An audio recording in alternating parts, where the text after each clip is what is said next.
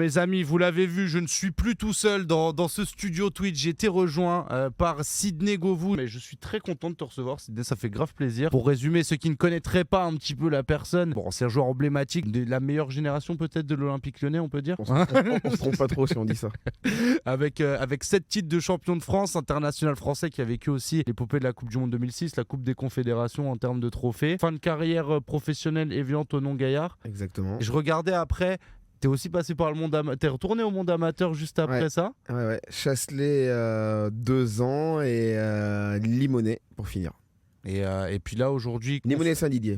Sinon les gens ils vont te tomber dessus. Et là aujourd'hui donc consultant télé et un nouveau livre dont tu voulais nous parler. Oui, si vous voulez. Moi avec plaisir parce que déjà le titre il interpelle. Ouais, le titre m'interpelle, j'ai envie de comprendre. Quand tu fais un bouquin, il faut choisir un titre. Alors soit tu résumes ton bouquin. Ça n'a pas été le cas, c'est sur une discussion avec Édouard G sur la fin, je sais pas, je lui sors cette phrase, mais vraiment dans la discussion.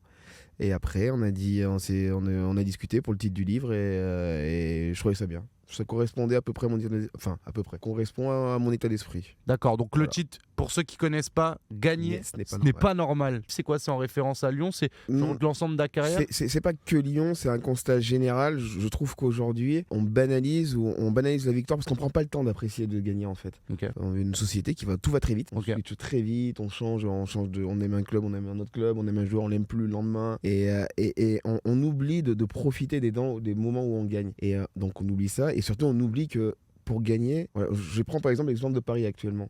Alors c'est vrai que Paris gagne tout, dans notre championnat en tout cas, Paris gagne assez facilement, même si il faut regarder, pendant 3 ans, ils n'ont pas gagné, malgré tous les moyens qu'il y avait. Mais on a l'impression que quand Paris joue, c'est normal, ils gagnent. Non, il y a quelque chose derrière, il y a du travail, il y a beaucoup de choses.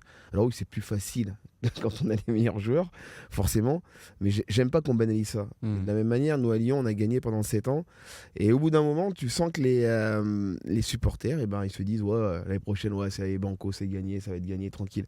Mais ils savent pas tout ce qu'on a fait en amont pour en arriver là. Ouais. Et c'est pour ça que je dis que c'est pas normal.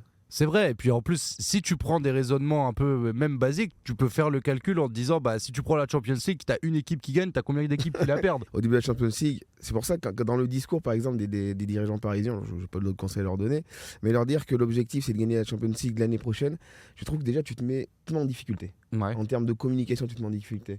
Aujourd'hui, je considère qu'il y a les équipes qui l'ont déjà gagné, qui peuvent dire qu'ils veulent la gagner, et City. Donc moi, je veux dire le Bayern, le Real et City, parce que City, c'est quand même une autre dimension. Tout le reste, ils vont essayer de la gagner. Et en termes de communication, le message que tu envoies à tes supporters, déjà, je trouve qu'il est différent. C'est pas qu'il y a moins d'attentes, mais même toi, tu t'exposes pas autant. Ouais. Je trouve que c'est important dans ton... Tu désamorces trop d'exigences, tu désamorces des frustrations que tu pourrais générer. Et c'est pas de se voir trop petit, parce qu'il faut dire que Paris est une grande équipe. Paris va certainement gagner la Ligue des Champions dans les prochaines années. Mais à chaque fois de l'annoncer haut et fort, tu te tires une balle dans le pied. Parce que quand tu le gagnes pas, il y a une telle déception.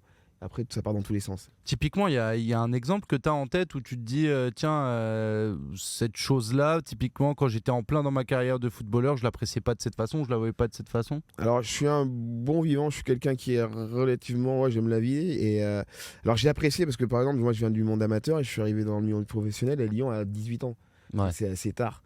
Donc, moi, par exemple, quand j'arrive à Lyon, j'ai des joueurs qui ont mon âge et ils sont déjà rincés. Ah ouais? Ouais, psychologiquement, ils sont déjà rincés. Ah, parce qu'ils sont rentrés dans la machine trop tôt. Et ils sont déjà... le discours des mecs était de l'opposé du mien. Moi, j'arrive, je découvre un milieu que je connais pas. Donc, moi, tout est nouveau. Tout brille un peu. En plus, c'est le monde pro. En plus, c'est magnifique. Je suis en équipe 3 à l'OL, je suis en DH à l'époque, en R1 actuellement. Je suis déjà content parce que mon club d'où je viens, l'équipe 1, elle joue en R1. Et c'est là où je me dis que c'est vraiment un milieu compliqué. Les gens ne se rendent pas compte à quel point ça peut être compliqué. Alors oui, on aime bien voir ce qui brille. Alors c'est sûr que c'est beau. Le footballeur, tu le vois bien habillé, etc.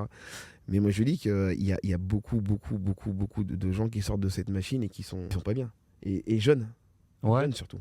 Toi, mentalement, au cours de ta carrière, tu as eu des moments un peu de down? Parce que c'est vrai qu'aujourd'hui, on a une époque où on essaie de sensibiliser vachement sur l'aspect mental des athlètes et même des personnes au quotidien. Le fait de parler, de s'exprimer, c'est valable pour tout le monde. C'est que soit chez soi tout seul, pas que le foot, ou que ce soit pour les sportifs, mais ça peut aussi toucher des sportifs de haut niveau. Et tu sais, à chaque fois, tu as parfois cette réflexion un peu primaire. Ouais, mais comment on peut avoir par exemple on peut avoir des downs de santé mentale alors qu'on a tant de choses autour de nous, mais en fait c'est des trucs humains.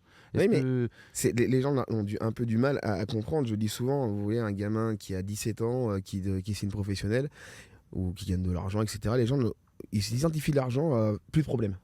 Ouais. T'as de l'argent, t'as plus de problème. Mais non, ça c'est totalement faux. Un gamin de 17 ans qui sort du centre de formation, qui va se jouer avec les pros, c'est quand même un gamin de 17 ans qui est à l'école, qui va à la fac. C'est quasiment la même chose. Il vit un changement, il va habiter seul. Alors oui, il a peut-être moins de problèmes financiers parce qu'il a une manne financière qui lui permet d'avoir pas de même problème, mais il a d'autres soucis. Il aura des soucis d'un gamin de 17 ans. Donc si un gamin de 17 ans peut faire de la déprime, pourquoi un gamin de 17 ans qui joue au foot ne pourrait pas en faire? Non, mais c'est clair. C'est juste, il faut relativiser, il ne faut pas se dire que parce qu'on joue au foot, parce qu'on fait un métier magnifique et parce qu'on a de l'argent, alors tous les problèmes extérieur au football, on n'a pas le droit d'en avoir. La situation de l'OL aujourd'hui, telle que toi tu la vois, parce que je pense que tu as quand même un attachement qui est toujours très très fort au club, etc. Qu'est-ce que toi tu en penses d'un point de vue extérieur? Je te demande pas si tu as des insides ou quoi, mais nous on s'est beaucoup posé la question et on parle régulièrement de Lyon. C'est vrai que moi personnellement, j'étais pas forcément. J'aimais bien la personnalité de Peter Bosz. J'étais un peu dégoûté que ça se retranscrise pas sur le terrain parce que je crois qu'il apportait quelque chose. Et voilà, il y a eu ce côté, on a fait un gros mercato, etc. Et finalement, c'est un petit peu décevant. Juste ton regard un petit peu là-dessus. Le regard, c'est qu'il a. Alors, en fait, il faut le voir. Moi, je le vois déjà de deux façons. Quand je parle, c'est souvent moi qui parle. Je dis pas, il faut. Je pense qu'on a des entraîneurs actuellement, surtout des entraîneurs étrangers, même français, et même les gens aiment un entraîneur qui a une philosophie. Alors, moi, j'adore la philosophie de jeu. Tu peux m'expliquer ce que tu veux. 99% des entraîneurs ont la même. Okay. Récupérer le ballon haut, faire un pressing haut à la perte de balle, limiter, et quand on est plus bas, avoir la possession. Jusque-là, si on dit ça, tout le monde peut entraîner, tu vois. C'est facile. Ouais. Mais le rôle d'un entraîneur aujourd'hui, c'est déjà d'arriver à mettre en application ce qu'il dit et d'avoir un impact sur son équipe. Ouais.